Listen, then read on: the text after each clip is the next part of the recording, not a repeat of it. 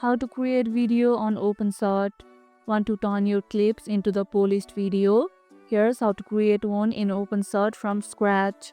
After launching OpenShot, drag all your video, image and audio files into the project file section. Then drag them down into the timeline. Arrange your clips in the order you want. You can trim and cut them by right-clicking or using the razor tool. Add background music by dragging an audio file to an audio track.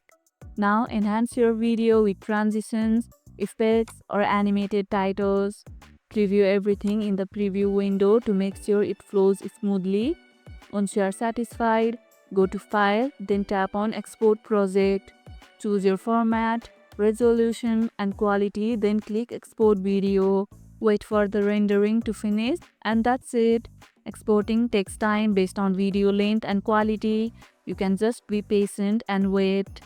What's your next video project about? Share it with me in the comments below. And if this video helped, hit the like button, share it, subscribe, and leave a comment. Thanks for watching, and I'll see you in the next one.